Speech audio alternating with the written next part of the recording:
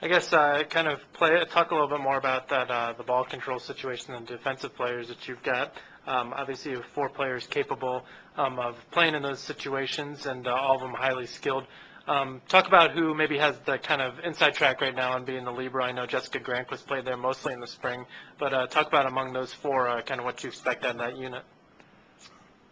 Well, the 4 you're talking about are Jessica Granquist, who is the incumbent, if you will. Haley Cowles, who would probably move back and forth between DS, libero, and outside hitter, would be the second member of that. Jess Menden, who will be a junior this year, is vying for playing time. And Steffi Suter, the libero from California. We don't know a lot about her yet. We just have seen her play as a club player in the junior level, and she looks like she has terrific skill. Right now, until we see them on the court very soon here, it's really difficult to line them up 1 through 4. But we're hoping that group can give us the passing and ball control that we need.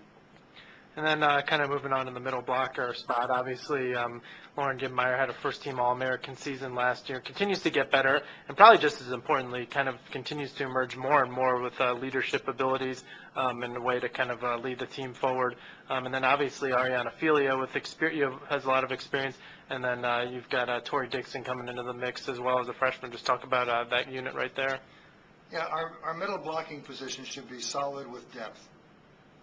It's going to be pretty tough for anyone to beat out Lauren Gibmeyer. She's proven herself over and over on the court, and certainly as a senior, she's giving off the vibe that she just wants to have a terrific final year, and she's going to be our captain and our leader.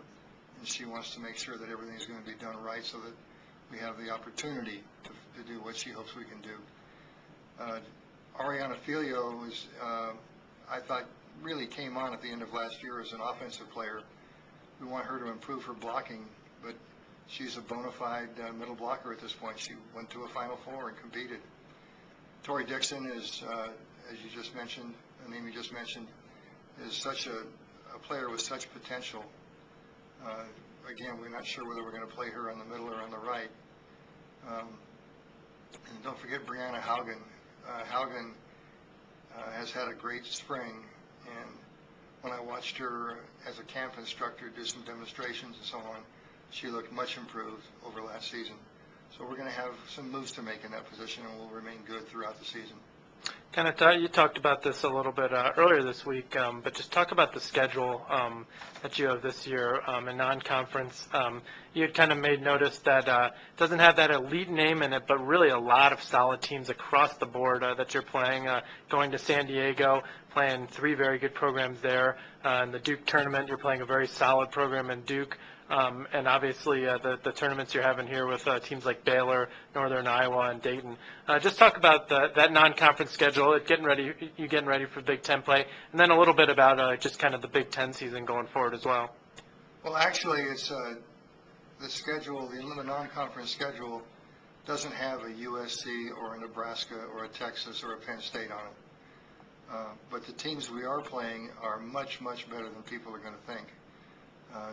Including the opening tournament with Marquette coming in. Marquette beat us in our spring tournament.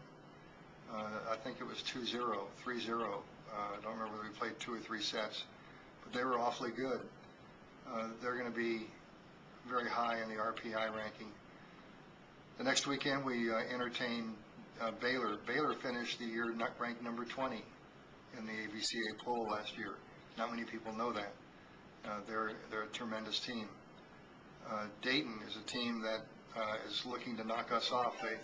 They're going to be ranked probably in the top 25 before the season starts. Northern Iowa, same thing. They won their conference last year, but I think they went 31-2 as a team. These are not slouches. These are very good teams. They just don't have the marquee names. And then heading out to Duke, as you said earlier, Duke's always been in the ACC, one of the strongest teams. I believe they won the ACC last year. Mm-hmm. And then on to San Diego, where we play UCSB, perennial NCAA tournament team, San Diego State, who just recruited 2 or 3 international players and are supposed to be very strong, and the University of San Diego is another perennial top 25 team that's always in the NCAA tournament. As I look at it, we have 9 or 10 matches that are against teams, any one of which could beat us.